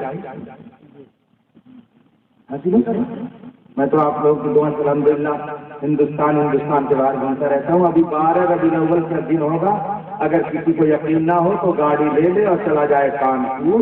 12 ربیع الاول کا جو جلوس محمدی نکلتا ہے اس میں سب سے آگے اپنا جھنڈا جمعیت العلماء کے لوگ ہی رکھتے ہیں۔ اگر جلوس محمدی نکالنا یہ ناجائز ہے تو آخر دلہا کار میں ناجائز کام کرنے جائز کیسے ہے؟ کیا بات ہے، واہ۔ اور قریب میں آ جائیے 12 ربیع الاول شریف کے دن وہاں پر سارے دیوبندی جلوس مدح صحابہ نکالتے ہیں۔ اگر صحابہ کے نام کا جلوس نکالنا جائز تو بتائیے نبی کے نام کا جلوس ناجائز کیسے ہو گیا؟ کیا بات ہے۔ اس کا مطلب ہے کہ جس کو نبی سے عداوت ہوتی ہے وہ خود بھی نبی سے دور ہوتا جاتا ہے اور لوگوں کو بھی دور کرنے کی کوشش کرتا ہے. اس لیے میرے بھائیوں ابھی وقت ہے, ابھی توبہ کا دروازہ کھلا ہوا ہے. اس پوری کائنات سے سب سے بڑی نعمت اللہ نے ہم کو اگر دی ہے تو مصطفیٰ جان رحمت کی ذات ہے. ان سے بڑھ کر کے کوئی نعمت نہیں ہے, بلکہ ساری نعمتیں اسی نعمت کے صدقے میں ہے. اعلیٰ حضرت فرماتے ہیں وہ جو ہے تو کچھ تھا, وہ جو نہ ہو تو کچھ نہ ہو, جان ہے وہ جہان کی, جان ہے تو جہان ہے. اس لیے اس پوری کائنات کی سب سے بڑی نعمت مصطفیٰ جان رحمت کی ذات ہے. اور اس دن وہ تشریف لائے, اگر اس دن آپ خوشیاں منائیں تو اللہ اس سے ناراض نہیں ہوگا بلکہ اور خوش ہو جائے گا. اس لیے ادھر ادھر مت جائیے, ان علماء اہل سنت کے دامن میں ہو لو. اور ابھی ٹائم ہے, اس لیے بریلی کی چوکھٹ پہ چل کر کے بولو میں مجرم ہوا تھا, مجھے ساتھ لے لو کہ رستے میں ہے جاگا جاتا آنے والے. اللہ تبارک و تعالیٰ اپنے محبوب کے صدقے میں ہم سب کے ایمان درود پاک پڑھیں. اللہم صلی علی سیدنا مولانا محمد والکرم والی جناب. میں نے آپ کا 1 گھنٹہ دیا, 1 گھنٹہ ٹائم ہو گیا, دیکھیں میرا ٹائم ختم ہو گیا. یہ میں تو پوسٹر اتنا بڑا ہے کہ اس کو دیکھ کر کے میں ڈر گیا, بھائی یہ تو صبح تک چلنے والا چلتا. اتنا بڑا پوسٹر ماشاءاللہ. لیکن جب میں نے اس میں نام دیکھا پیغام تاج الشریعہ, حضور تاج الشریعہ کا ذکر, ان بڑے بڑے علماء کا, تو ہم نے سوچا کہ ماشاءاللہ دلہا پار میں بھی لوگ جنتی دلہا بننے کی تیاری میں لگ گئے ہیں. اللہ تبارک و تعالیٰ جان لو بغیر نبی کے دامن تھامے جنت میں نہیں گئی ہوئی. 24 گھنٹہ اللہ اللہ کرتے رہو, لیکن جو نبی کا بخار دل میں ہوگا تو کبھی بھی جنت میں نہیں جا سکتے. یہ ہم اپنی طرف سے نہیں کہتے, یہ میرے آقا نے فرمایا, قرآن حدیث نے ہم کو بتایا. میرے آقا صلی اللہ علیہ وسلم فرماتے ہیں انما نفاسکم واللہ یعطی, دیتا خدا ہے مگر جان لو بانٹتا میں ہی ہوں. حضور فرماتے ہیں دیتا خدا ہے مگر بانٹتے مصطفیٰ ہیں. ایمان خدا دیتا ہے مگر ایمان مصطفیٰ بانٹتے ہیں. دولت خدا دیتا ہے مگر دولت مصطفیٰ بانٹتے ہیں. اسی لیے جو ان کے سر پہ نہیں گیا نا, یہ بتاؤ ابو جہل حج کرتا ہو جائے نہیں معلوم ہے. ابو جہل حج کرتا تھا کہ نہیں کرتا تھا, نہیں معلوم ہے.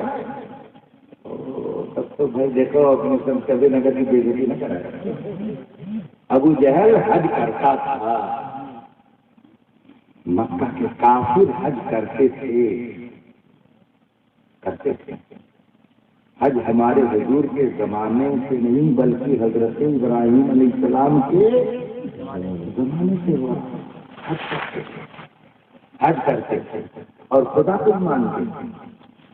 ایسا نہیں کہ نہیں مانتے, خدا کو ہی مانتے. قرآن پاک میں اللہ ارشاد فرماتا ہے وَلَئِن سَأَلْتَهُم مَّنْ خَلَقَ السَّمَاوَاتِ وَالْأَرْضَ لَيَقُولُنَّ اللَّهُ. اگر ان کافروں سے پوچھو من خلق السماوات والارض, زمین اور آسمانوں کو کس نے پیدا کیا, اگر ان مشرکوں سے پوچھو, کافروں سے پوچھو, لَيَقُولُنَّ اللَّهُ, تو سب کہیں گے کہ اللہ نے پیدا کیا. تو گویا کافر بھی ایک سمجھتا تھا کہ زمین آسمان کس نے بنایا, اللہ نے. تو اللہ کو مانا کہ نہیں مانا, مگر میرے نبی کو نہیں مانا تو ابو جہل ہو گیا.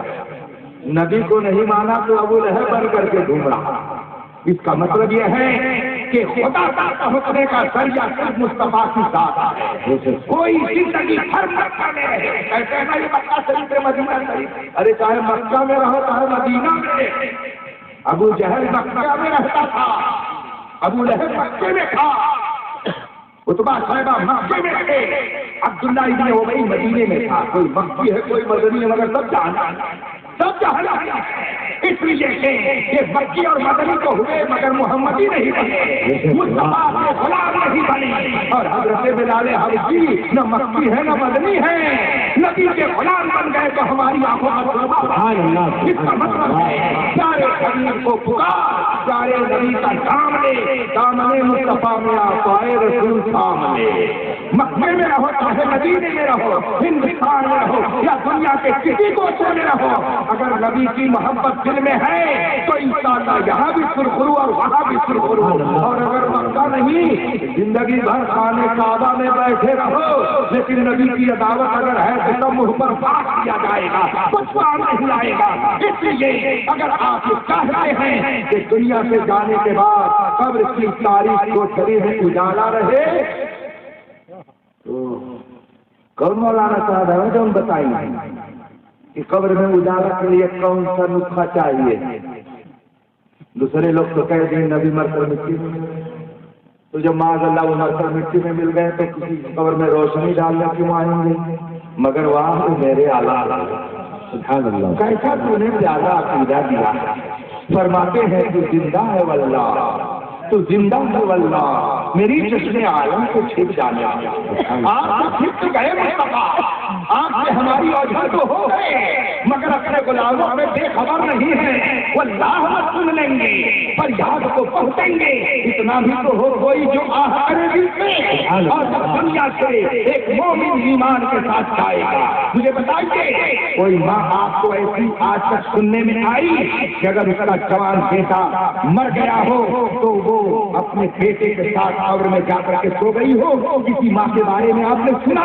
जबकि माँ की मोहब्बत ऐसी है कि दुनिया में माँ से ज्यादा अपने बेटे से कोई मोहब्बत नहीं करता है। बीवी तो पैसे की बुनियाद पर मोहब्बत करती है और जगत की लोग बुनियाद पर मोहब्बत करती है, मगर माँ सिर्फ माँ होने की बुनियाद पर मोहब्बत करती है। अगर 4 रोज आपने बीवी को खर्चा नहीं दिया, उसकी मंशा के मुताबिक आपने काम नहीं किया, तो वही बीवी ज्यादा मोहब्बत करती है, आपकी शिकायत शुरू कर देगी। मगर माँ का हाथ यह है कि अगर आप उससे झगड़ा करके चौराहे पे जाएंगे तो भी वो हाथ उठा करके दुआ करे कि मौला मेरे बेटे को सलामत रखना। माँ की मोहब्बत ऐसी होती है, मगर कोई माँ आज तक मुझको ऐसी न मिली। या मैंने तारीख में कहीं पढ़ा कि अगर बेटा कब्र में चला गया तो उसी के साथ माँ भी कब्र में चली गई हो, कि मेरा बेटा गया है तो मैं भी जाऊंगी कब्र में। कोई कब्र में नहीं जाएगा, मगर एक सुन लो, अपनी किस्मत पर जांच करो। आला हज़रत ने तुम्हें अपनी खबरी सुनाई है कि कब्र की तारीख कोठरी में जाने के बाद तुमको उलझने की जरूरत, तुम्हें घबराने की जरूरत नहीं है। कब्र में लहराएंगे ताहत चश्मे नूर के, जलवा फरमा होगी जब तलाक रसूलुल्लाह। इसीलिए आला हज़रत फरमाते हैं तुझे जाना तुझे माना, न रखा गैर के काम। ये दोस्त काम आएंगे, इनमें से कोई जाएगा हमारे साथ? भाई जाएगा, बेटा जाएगा, बाप जाएगा, कोई नहीं जाएगा। कोई कब्र की तारीख कोठरी में एक चराग जलाने के लिए नहीं जाएगा, कोई कब्र की तारीख कोठरी में सहारा बन करके नहीं जाएगा। मगर आला हज़रत फरमाते हैं लहद में किसने रुखे सहे का काम लेके चले, अंधेरी रात सुनी थी चराग लेके चले। ये चराग क्या है? ये मुस्तफा जान रहमत की मोहब्बत का चराग है। ये चराग लेके जाओगे तो कब्र की तारीख कोठरी में तुम्हें परेशान नहीं होना होगा, बल्कि वहां भी तुम्हें नूरानियत नजर आएगी। मेरे भाइयों, बहुत सारे हजरात गलतफहमी का शिकार होकर के कहते जो बरेलवी जा रहे हैं तो बरेलवियों का जुलूस है। गैर मुस्लिम जब देखता है ना कहते ही भाई मुसलमान भी मेरा कैसे, एक जो अपने नबी का जुलूस निकाला था और दूसरा ये है कि शिर्क और बिदात कह के अपनी दुकान खोल के बैठा है, तो वो गैर मुस्लिम भी परेशान होता। एक मौके पर हजरत अल्लामा सुन्नत मौलाना हज़रत अली रहमतुल्लाह तआला अलैह और देवबना से मुनाज़रा हो रहा था गोंडा जिला में कहीं दोनों तरफ। एक पंडित था, वो मुनाज़रा खूब बढ़िया से सुन रहा था, गौर से अक्लमंद था। 2 रोज मुनाज़रा चलता रहा। अब वो पंडित बीच में आकर के खड़ा हुआ और कहता है कि भाइयों मेरी बात ये सुन लीजिए, मैं मुसलमान नहीं हूँ, मैं गैर मुस्लिम हूँ, मगर मेरी बात सुन लीजिए। लोगों ने कहा क्या कहना चाहते इस मुनाज़रे में? कहा एक गुरु किधर एक गुरु किधर। ये सुन्नी कहला रहा है, वहाबी कहला रहा है। मैं 2 रोज से आप लोगों का मुनाज़रा देख रहा हूँ, सुन रहा हूँ। یہ جو بریلی ہے، یہ سنی ہے، یہ کھوج کر کے قرآن سے حدیث سے اپنے پیغمبر کی عظمت بتا رہے ہیں، اور یہ لوگ کھوج کر کے اپنے نبی کی توحید والی باتیں پیش کر رہے ہیں۔ اسی سے میں سمجھ گیا کہ جو کلمہ نبی کا پڑھے اور پھر بھی نبی میں ایسے لاتے وہ سچا نہیں ہو سکتا ہے۔ سچا یہ ہے جو عظمت میرے ہاتھوں کو اٹھا لے، سبحان اللہ سبحان اللہ، نعرہ تکبیر، نعرہ رسالت، جشن عید میلاد النبی، علماء اہل سنت، پیغام تاج الشریعہ میرے بھائیوں، اس لیے اپنے ایمان اور عقیدے پر بڑی مضبوطی سے قائم رہو کہ سامنے پہاڑ ہو تو وہ بھی چل جائے، مگر آپ کے ایمان میں ذرا بھی لچک نہیں آنی چاہیے۔ اگر آپ اس طرح رہیں گے تو اللہ کی رحمتیں آپ کو اپنے سامنے آنے میں رکھیں گے۔ ہمارے تاج الشریعہ کا یہی پیغام ہے۔ تاج الشریعہ فرماتے ہیں صلح کلی نبی کا نہیں دوستو، سچا سنی ہے، سچا مسلم ہے سنی نبی کے لیے۔ زندگی یہ نہیں ہے کسی کے لیے، زندگی بنی ہے نبی کے لیے۔ بتائیے حضرت مخدوم پاک کا آستانہ ہے نا، گئے ہو کہ نہیں گئے؟ نہ گئے ہو تو جاؤ، بھوت پریت سب وہاں جلتے ہیں، سب جلتے ہیں، اور جو لوگ ان سے جلتے ہیں وہ بھی اپنے بھوت پریت کو جلانے نہیں جاتے ہیں۔ نہیں جاتے ہو؟ جاتے کہ نہیں جاتے؟ ہے نا، جاتے ہو، مگر کب جاتے ہیں جب شیطان ان کو پریشان کرتا ہے، اور اتنا چھپ کر کے جاتے ہیں چاہے کوئی کوئی دیکھ لے، چھپ کر کے جاتے ہیں وہ بھی۔ ارے میاں جب جانا ہی ہے تو خوش ہو کر کے جاؤ نا۔ ہم لوگ تو خوش ہو کر کے جاتے ہیں بزرگوں کے یہاں۔ مخدوم پاک رحمۃ اللہ تعالیٰ علیہ کا آستانہ یہی بغل میں۔ ہم لوگ بہت خوش نصیب ہیں کہ اللہ کے ایسے برگزیدہ بندے ہمارے قرب میں ہیں اور ہم ان کے قرب میں رہتے ہیں۔ اللہ ان کے فیض و برکات سے ہم سب کو مالا مال کرے۔ یہ بتاؤ پہلے فقیر رہے کہ پہلے بادشاہ؟ کیا تھے؟ بادشاہ تھے۔ بادشاہت کو لات مار دیا اور ہندوستان میں آ گئے۔ اس لیے آئے پراپرٹی بنانے کے لیے، زمین جائیداد بنانے کے لیے، بلڈنگ بنانے کے لیے۔ خواجہ صاحب آئے ہندوستان کس لیے؟ ہم کو کوئی بلڈنگ جائیداد پراپرٹی موت سے نظر آئے۔ ہمارا تو عقیدہ ہے، اعلیٰ حضرت فرماتے ہیں یا رسول اللہ زمین و زما تمہارے لیے، مکین و مکان تمہارے لیے، ہمارے یہاں تمہارے لیے، اٹھے بھی وہاں تمہارے لیے۔ ہماری زندگی کا مقصد مصطفیٰ صلی اللہ علیہ وسلم کی محبت کا جام دلانا ہے۔ ہماری زندگی کا مقصد ہے لوگوں کو ایک خدا کی بارگاہ میں جھکانا اور مصطفیٰ کی محبت دل میں پیدا کرنا۔ ہماری زندگی کا یہی مقصد ہے۔ اس لیے چاہے ہم کنگال رہیں، چاہے ہم مالدار رہیں، ہمیں اس سے کوئی فرق نہیں پڑتا ہے۔ پورے گاؤں میں اگر ایک سچا سنی ہے تو وہی جنتی ہے۔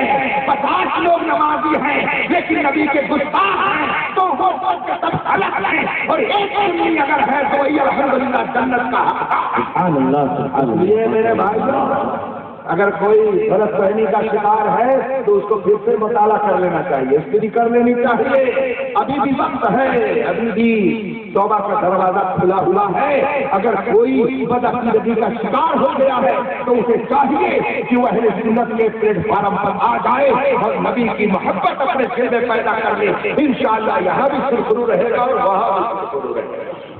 ہم لوگوں کا حال یہ ہے، ہم لوگ کہیں بھی آتے ہیں، خدا کا شکر ہے کہ ہم اپنے زمین سر تک کہیں سودا نہیں کرتے، چاہے کیوں خوش رہے چاہے کیوں ناراض۔ الحمدللہ میں نے کئی بزرگوں کی بارگاہ میں رہ کر کے زندگی گزاری، مجھ سے بڑے ہیں میں ان کی عمر میں چھوٹا یہ ہمارے بزرگ ہیں، مگر اس چھوٹی عمر میں میں نے کئی ایسے بزرگوں کی خدمت کی ہے کہ یقیناً وہ لوگ ایسے تھے کہ ان کے یہاں کا تجربہ جو لے کر کے کام کرتا ہے وہ کامیاب۔ سبحان اللہ۔ حضور فقیر ملت مفتی جلال الدین امجدی رحمۃ اللہ علیہ، الحمدللہ میں نے ان کی صحبت اختیار کی۔ علامہ سید مظہر ربانی صاحب باندہ ضلع کے بہت بڑے عالم تھے، بہت عجیب خوبصورت لمبے چوڑے، 85 سال کی عمر میں ان کا انتقال ہوا۔ صدر الشریعہ کے خاص شاگردوں میں تھے، کئی سال تک میں ان کی بارگاہ میں رہا، وہاں میں پڑھاتا تھا۔ ایک دن وہ مجھ سے کہنے لگے، مولانا اگر پوری دنیا خوش ہو جائے آپ کے کام سے اور اللہ رسول ناراض رہے تب؟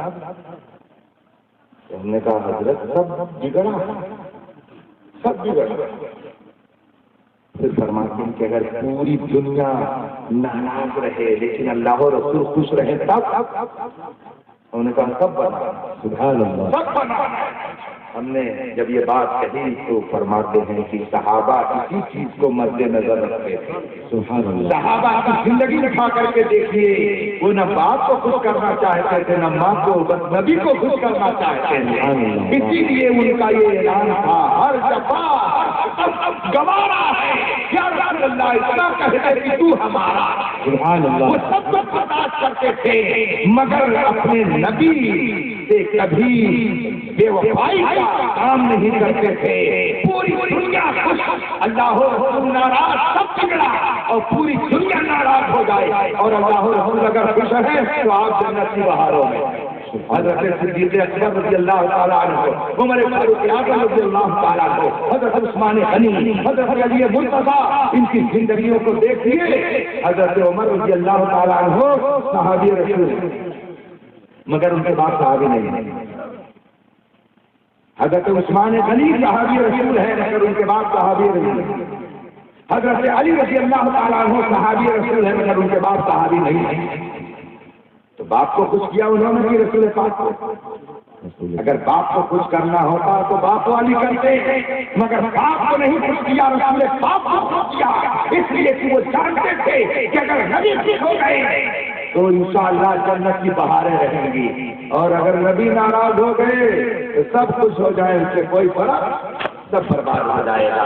حضور تاج الشریعہ کا یہی پیغام ہے، ہمارے حضور تاج الشریعہ یہی فرماتے ہیں، چاہے کوئی خوش رہے چاہے کوئی اس سے نہیں۔ وہ کسی نے کہا نا، وہ جو ہمت ہوا آپ نے سامنے پڑھتے نا اس میں ایک شعر یہ بھی ہے تاج الشریعہ کے بارے میں کہ وہ کسی سے ڈرتے نہیں، جو بھی فتویٰ سنایا وہ آمنے سامنے، ان کا جو بھی ارشاد ہوتا ہے وہ کمل کو چاپلوسی کی بنیاد پر نہیں ہوتا ہے بلکہ کتاب و سنت کی روشنی میں ہوا کرتا ہے۔ کوئی گالی دیتا ہے دیتا رہے، کوئی برا کہتا ہے کہتا رہے، تاج الشریعہ وہی کہتے ہیں جو مصطفیٰ جانے رحمت کا ارشاد۔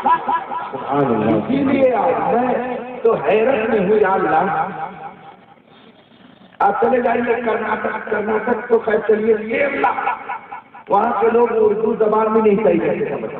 میں کیرلا کے بہار میں گیا تو وہاں جو بچے نعرہ لگا رہے ہیں، بستی بستی کریا کریا تاج الشریعہ۔ بہار میں جہاں کبھی تاج الشریعہ تو ہوتے بھی نہ ہوں گے مگر وہاں بھی بستی بستی کریا کریا تاج الشریعہ، تاج الشریعہ کا نعرہ لگ رہا ہے۔ یہ تاج الشریعہ کون ہے؟ وہ اس زمانے کے اعلیٰ حضرت ہیں۔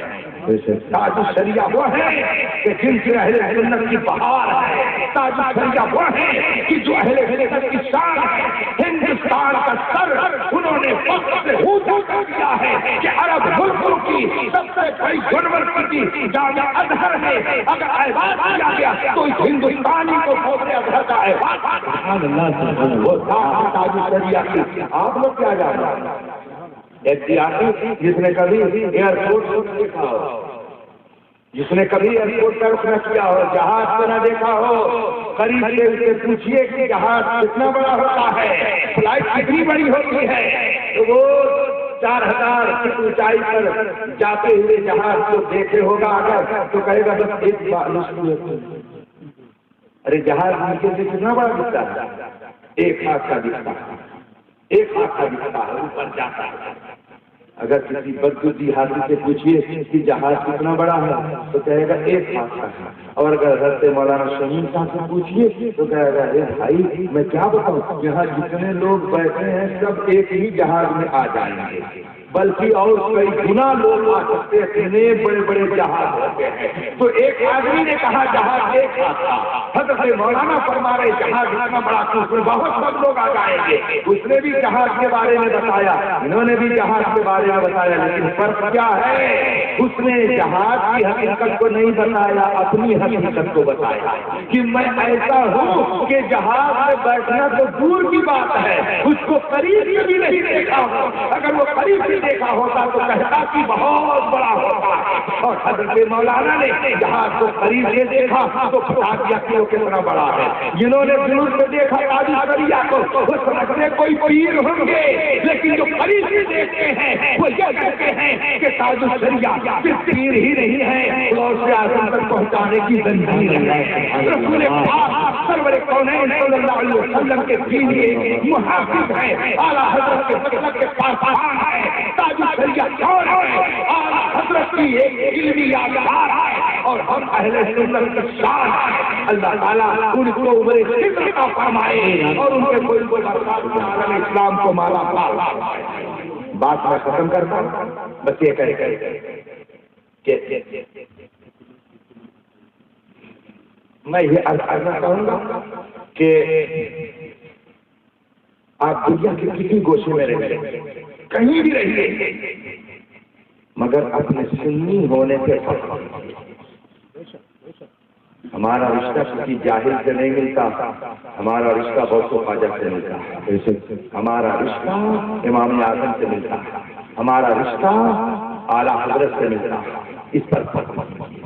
اور دوسری بات یہ ہے کہ جہاں تک ہو سکے نماز کی پابندی کیجیے، سبحان اللہ، کہیں بھی رہیے۔ میں اب کیا کیا حالات بتاؤں۔ کشمیر گیا، گھر میں نے دیکھا کہ 7 لڑکے ہیں تو 7 مسلح الگ الگ رکھے ہوئے۔ کیرلا میں گیا، دیکھا تو وہ نماز کے مسائل ایسے جانتے ہیں جیسے ہمارے یہاں مولانا لوگ جانتے ہیں۔ حیدرآباد سے میں فلائٹ میں بیٹھ کر کے پہنچا، ایک مرتبہ دلی اترا، ظہر کی نماز میں حیدرآباد ایئرپورٹ پر پڑھ لی اور دلی اترا تو عصر کا وقت ہو گیا، باہر نکلا اور سوچا کہ جامع مسجد کے پاس پہنچ جاؤں گا۔ میری گاڑی میں 2 نوجوان اور پینٹ شرٹ والے، اتفاق سے بھیڑ میں ہماری گاڑی پھنس گئی اور ایسا لگ رہا تھا کہ عصر کی نماز قضا ہو جائے گی۔ میں پریشان ہو گیا۔ مسلح اتفاق سے میرے اوپر میرے بیگ میں اوپر ہی رکھا ہوا تھا۔ ایک جگہ گاڑی والے نے پیٹرول پمپ میں تیل لینے کے لیے گاڑی کو جو روکا تو اللہ کی شان کی وہ پیٹرول پمپ بھی مسلمان ہی کا تھا۔ میں جلدی سے اتر کر کے گیا، 2 رکعت عصر کی نماز پڑھی اور آ کے بیٹھ گیا۔ اب میں کیا جانتا تھا کہ یہ کون ہے، مسلم ہے کہ غیر مسلم ہے؟ ان میں سے ایک کہتا کہاں سے آ رہا ہے؟ میں نے کہا حیدرآباد سے۔ تو کہا حیدرآباد کی فلائٹ تو اتنے بجے چلی؟ ہم نے کہا تو کہا آپ نے وہیں ظہر اور عصر دونوں اکٹھا کیوں نہیں پڑھ لیا؟ تو ہم نے کہا آپ شافعی ہیں کیا؟ کہا ہم شافعی ہیں، ہمارے یہاں جمع بین الصلاتین کا حکم ہے، ہم ایسے موقع پہ ظہر اور عصر دونوں ایک ساتھ ملا کر کے پڑھ لیا کرتے ہیں۔ ہم تو وہیں پہ پڑھ کر کے چلے تھے۔ ان دونوں نوجوانوں کو دیکھ کر کے مجھے خوشی ہوئی کہ یہ ہے بین شرط میں، مگر یہ شریعت کے مسائل جانتے ہیں، یہ ہم کو بتانے کا جذبہ رکھتے ہیں۔ اس لیے میرے بھائی کو کہیں بھی نہ ہو لیکن اللہ کی بندگی بجا لاؤ، اللہ کبھی آپ کو ذلیل نہیں کرے گا بلکہ عزت کرے گا۔ اور دوسری بات یہ ہے کہ انجن دیکھ کر کے ہی ڈبے میں بیٹھیے گا، نہیں کریے۔ خلیل آباد ریلوے اسٹیشن، خلیل آباد ہے تو ہم کیا کر رہے ہو بریانی جانے تو ہم بریانی نہیں، بغلیہ میں ہے اسٹیشن ریلوے اسٹیشن۔ اب فرض کیجیے کہ ریلوے اسٹیشن سے ہم پہنچے، ہم نہیں رکھتے، آپ لوگوں نے سوچے پہنچے اور جانا تھا ان کو لکھنؤ۔ بہت تیزی سے یہاں سے دیر ہو گئی، گاڑی لے کر کے بھگاتے ہوئے پہنچے، جلدی سے انہوں نے ٹکٹ کٹایا اور جا کر کے گاڑی میں بیٹھ گئے۔ سامنے گاڑی کھڑی تھی، اسی میں جا کر کے بیٹھ گئے۔ کسی نے پوچھا کہاں جانا ہے؟ بتایا کہ ہم کو لکھنؤ جانا ہے۔ اب گاڑی میں بیٹھا ہوا 2 دن آدمی کہتا کہ بھائی یہ گاڑی تو لکھنؤ نہیں جائے گی، گاڑی چلتا کرتے ہیں لکھنؤ کیوں نہیں جائیں گے؟ پلیٹ فارم پر کھڑی ہے، ریلوے لائن پہ کھڑی ہے، ٹکٹ میں نے لکھنؤ کا کٹایا ہے، بوگی میں بیٹھا ہوں، کیوں نہیں لکھنؤ جائے گی؟ ارے بھائی مانیے تو کیسے میں لکھنؤ جا رہا ہوں، لکھنؤ پہنچ جاؤں گا، لکھنؤ جاؤں گا۔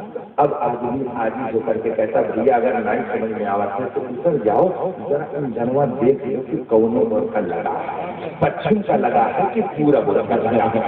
अब ये जनाब जब उतरे तो देखा, अरे यार ये तो इधर पश्चिम की तरफ नहीं लगा है, ये तो पूरब की तरफ लगा है। जब पूरब की तरफ लगा है, अब आदमी ने समझाया कि देखो टिकट आपने लखनऊ का कटाया, ठीक है, घर से आप कह करके आए लखनऊ जा रहा हूँ, ठीक है, बोगी में आप बैठ गए, ठीक है, लेकिन इंजन चूंकि लखनऊ की तरफ नहीं जाएगा तो इस गाड़ी में बैठ करके आप कभी लखनऊ नहीं पहुंच सकते हैं। अगर से आपका टिकट लखनऊ का है, आप चिल्ला रहे हैं कि मैं लखनऊ जाऊंगा, लेकिन चूंकि इंजन दूसरी तरफ लगा हुआ है इसलिए आप लखनऊ कभी नहीं पहुंच सकते हैं। इसी तरह से सुन लीजिए कान खोल करके, आप अगर से कहिए हम ये तस्वीर करते हैं, हम नमाज अपनी पढ़ते हैं, रुकू अपना करते हैं, सज्जा अपना करते हैं, किरात अपनी करते हैं, याद पढ़ते हैं, इससे कुछ नहीं होता है। इंजन अगर गड़बड़ है तो नमाज नहीं होती है। इसलिए आप ये देख लिया कीजिए कि जिसके पीछे हम नमाज पढ़ रहे हैं वो नबी के वफादारों में है कि नबी के खद्दार है। अगर नबी के खद्दार है तो आपकी नमाज नहीं है, आपके उससे पार भी जाएगी। और अगर नबी के वफादारों के साथ पढ़ेंगे तो इंशाअल्लाह उनके दुपहर में आपकी भी कबूल।